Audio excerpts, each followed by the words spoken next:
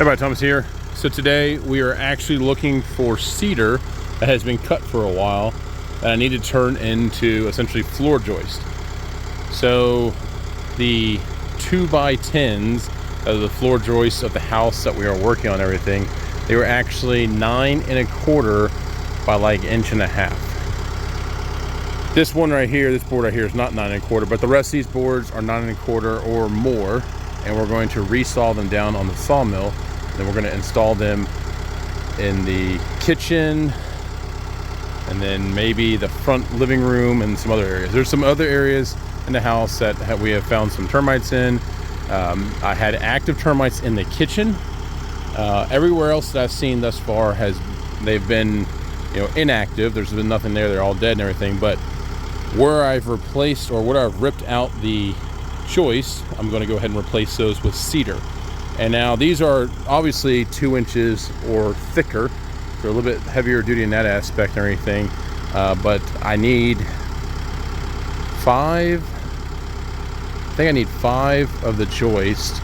And then I also had to cut out some girt sections. So I need 2 pieces there. And I need some sill out of cedar and stuff like that. So I think I have enough here to finish what I need to in the kitchen area with a little bit extra that I'll probably have to work on in the front living room area. I haven't busted up the floor there yet, but as you see, I have a rather large pile. All this out here is cedar to work with. I don't want to use all of this because some of this stuff is absolutely gorgeous and everything, and I can use it for other projects, but the ones that I can get straight edges off of, I'm going to take that one too. But anyways, I'm going to cut what I have here so I have some good cedar on hand to work with. So let's head down to the sawmill real quick. We will put these into 9 1/4 inches wide, and we'll head over to the house and I'll show you what we've done over there so far.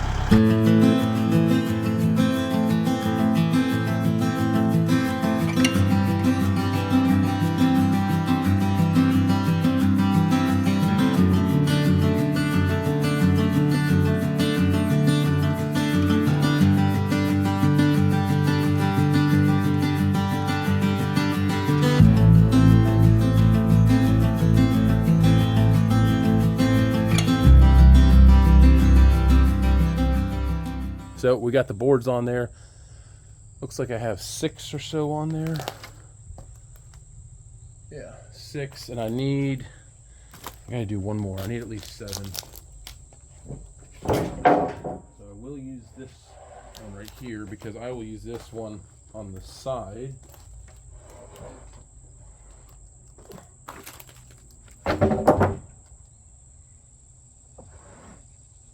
Use that one. I use it both. Anyways, let's go ahead and get this cut. Quick cut.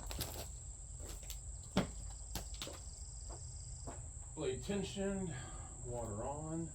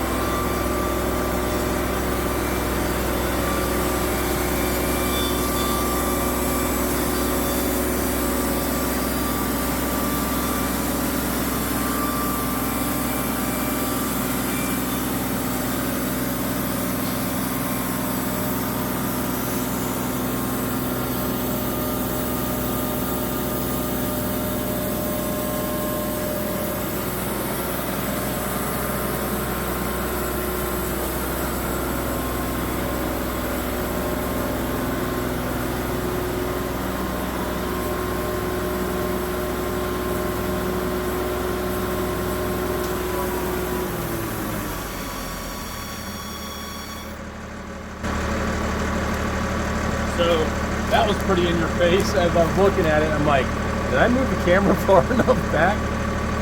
Sure enough I did. So again, we trimmed all these down to 9 1/4. We've got a lot of offcuts here we can use for various things. Unfortunately, it looks like the middle board here was not tall enough. So yeah, I really needed that middle board to be tall enough.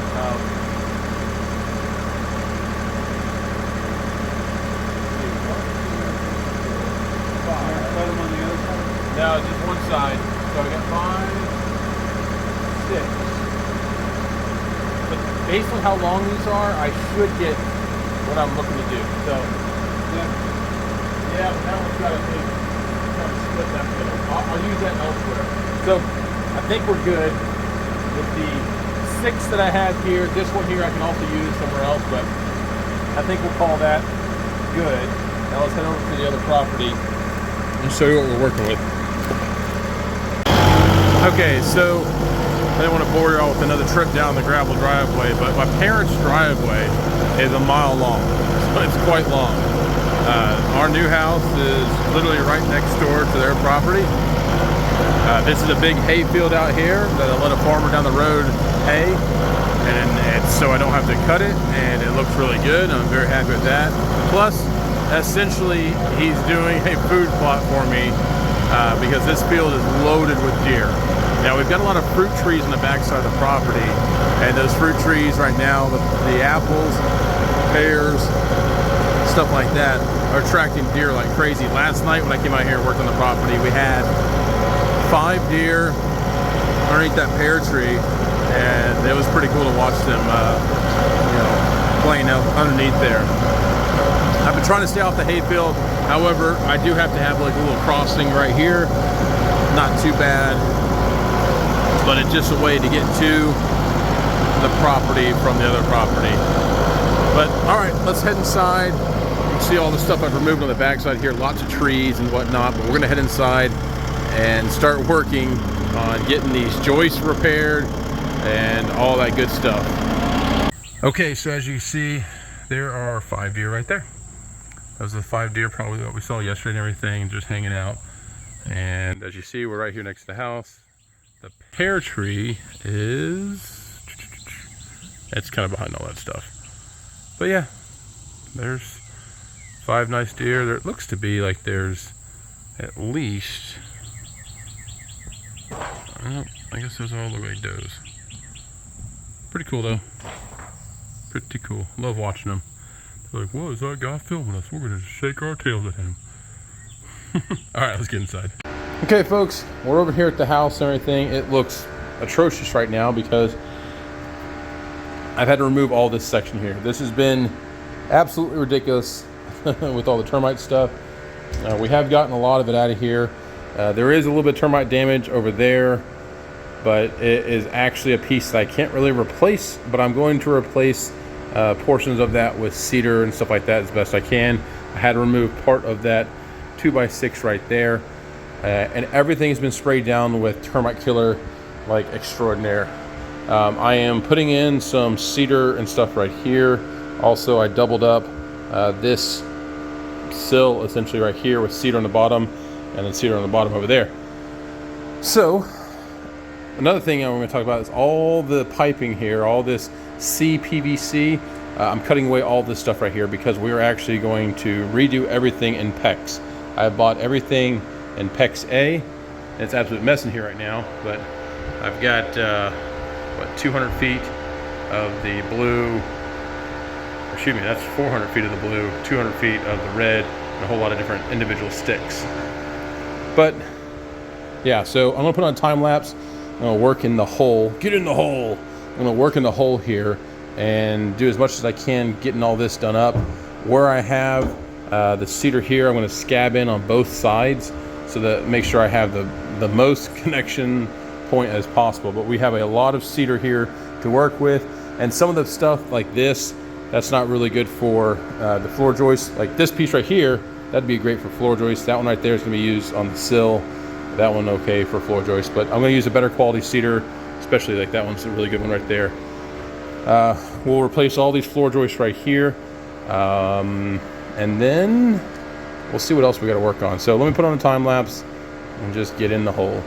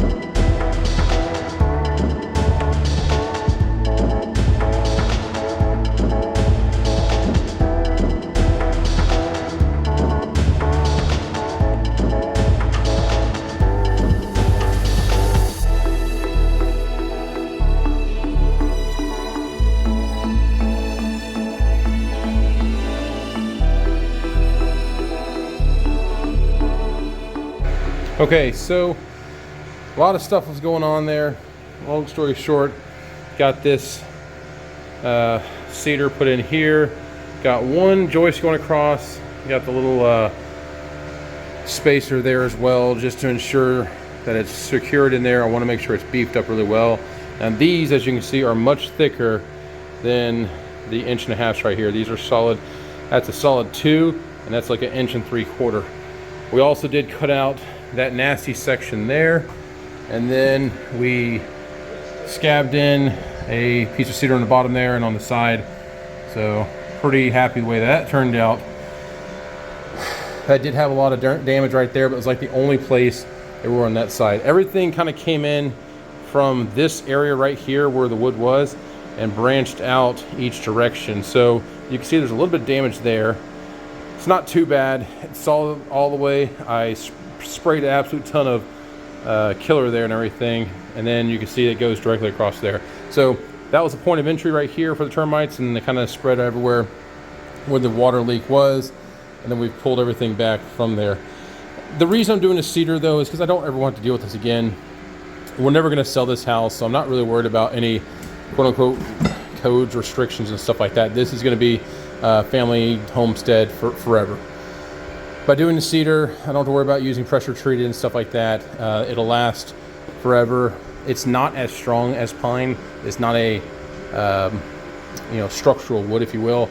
But however, based on the way that we're doing this, and because these are only 66 inches long, it's not really super structural. So I can, over a short span like that, I don't have any issues using cedar because it's not really going to carry any load here. Yes, there will be some cabinets here, but the oven is actually on the section that I'm standing, which is good, solid southern yellow pine, stuff like that. So again, going to continue to fill this section in here, but not too much because my father-in-law is coming in town and we got to redo all the plumbing, and this is a perfect access point to get in down below, to get down to all the pipes and stuff that go into there. Now I've got to crawl under, since I'm already dirty and everything, I'm going to crawl under the house and figure out where this line comes in. I'm not sure. This right here I think goes to a faucet. I think that's the main line coming in. So I got to figure out where I'm going to cut into, or I actually, no, not cut into. I got to figure out where that line comes into the crawl space. And I think it's in the far corner of the house, an area I really haven't been to. So yay, fun times. But yep, happy with what we've done thus far in here. It's going to be pretty stout. I'm not too concerned about that. But we have a lot of cedar to work with, as you can see. And as you can see also, everything over here is pretty good. Now I did scab on a cedar board there. That was last week's work, just because I had to cut away part of that board there. All right, well, as you can see, I'm covered in sweat. I think it's still like, I don't know, 87 degrees outside, and it's dang near 9 o'clock at night. But that's just the time of year that we're in, and it's okay.